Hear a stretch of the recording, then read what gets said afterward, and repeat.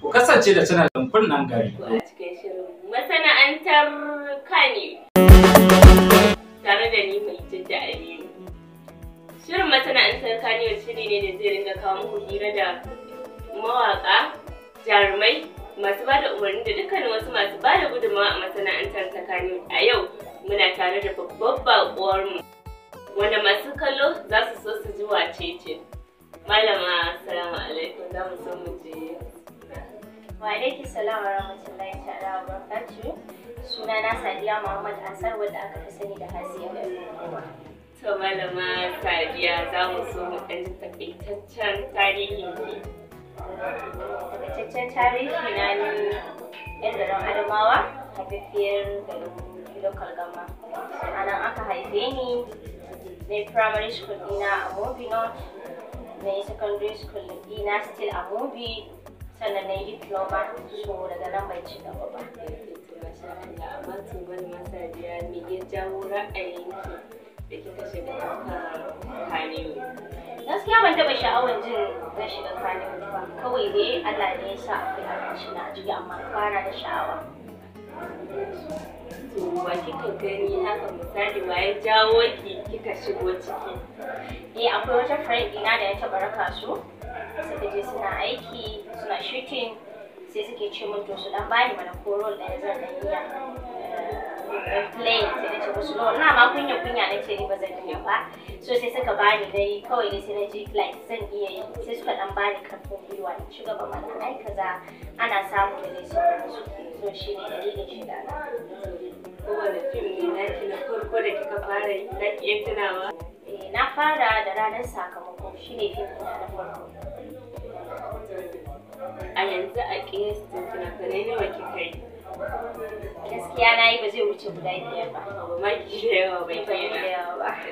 Masha Allah. To ya kike alaƙanki take tsakaninki da 'yan uwanki 'yan fim? Wani alhamdulillah ni ba ni da problem da su, gaskiya ba ni da wani matsala. Da kowa ina mu'amala da shi lafiya da. To za ki ji wasu mutane, ko da ke kafin ma mu zo nan, kin san kowane abu da za a yi akwai nasarori akwai ƙalubale. So ke wani nasara kika samu a wannan masana'anta? Alhamdulillah, Allah na samu nasarori da yawa, like yanzu a ce ma ka fita mutane suna son ka na kaunar ka, ana lagawance ga wance, wannan ma babban nasara ne. To wannan shi ne babban nasara ma da zan ce alhamdulillah na same shi. To kuma wasu ma mutane suna cewa kamar yanzu in suka ga 'yan fim ɗin suna so su ɗan ɗauka hoto da su sai kiga kamar irin, to ke ya kike da naki? Ni ina jin daɗi sosai. Da ƙalubale kike fuskanta? To, dama nasara tana tafiya da ƙalubale a rayuwa. Dole sai ka samu irin ƙananan ƙalubale, wasu manyan ƙalubale. Ni dai alhamdulillah ban samu ƙalubale ba because ba kowane fim nake yi ba. Fim ɗin Kannywood za a iya ce miki guda 3 ko 4 na yi su, kuma ba manyan fina-finai ba, amma gaskiya fi sabilillahi zai magana domin Allah, ni duk wanda zai neme ni aiki ne in a Kannywood ne, ya neme ni aiki fi sabilillahi don Allah. Bana aiki don Allah da mishi aiki ya biya ni mai tafiya ta. Kawai ni abin da na sani wanda zan iya faɗa, saboda ana yawan samun problem da su wani zuba. Gaskiya. Da yake kusan ma kwanakin baya ana da ta ƙorafe-ƙorafe. To wannan kamar yanzu da kiga 'yan matan Kannywood ana musu wani kallo haka. Misali da kiga kallo dai kin dai fahimta dai ana musu wani kallo haka. 'Yan matan ne suke fuskantar wannan kallo. Cewa zaki ana musu kallon 'yan iska karuwai. Shi ne magana, ai shi ne normal abin da ake yi wa mu 'yan matan Kannywood. Haka ne, haka ake musu kallon 'yan iska. To ke me za ki ce game da wannan kallon da ake yi? Ni ba 'yan iska ba ce, ni na san kaina. And then duk Kannywood babu wanda zai ce yau ni da iska ce. Babu shi, saboda ni ba na ma mu'amala da su ba, ban fiye yin fina-finai da su ba. And then matan da suke bari ko kuma ake bara gurbi da ake cewa bara gurbi da suke shigo suke bata sauran mata suna, wannan su suka ga za su iya, ko in ce su tsakaninsu da Allah. Amma ni ni ba karuwa bace. Da mutunci na kuma na ɗauke shi sana'ata kuma in ka kira ni akan sana'ata zan zo na yi ka bani hakkina da tafiyata iya abin da na sani. Ba maganar banza tsakanina da kai, ba maganar wasan banza, ba wani magana irin dai na rashin da'a da sauransu. Babu shi, ban sani ba, ba a yi min kuma ba za a yi min ba da izinin Ubangiji. Kawai na san sana'ata ne.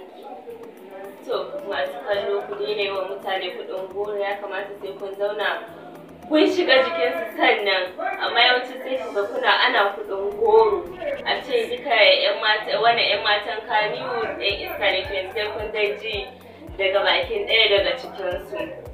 To misali zan ce miki kamar irin masu shigowa, kusa mutane suna so su shigo cikin masana'antar suna jin tsoro. To wane shawara za ki iya bayarwa a wannan magana? Irin mutane za ki ga suna so su shiga cikin masana'antar, amma sai ki ji ana kan ki shiga yanzu nan kina shiga za ki irin zama kamar yadda kika ce dai karuwa haka misali.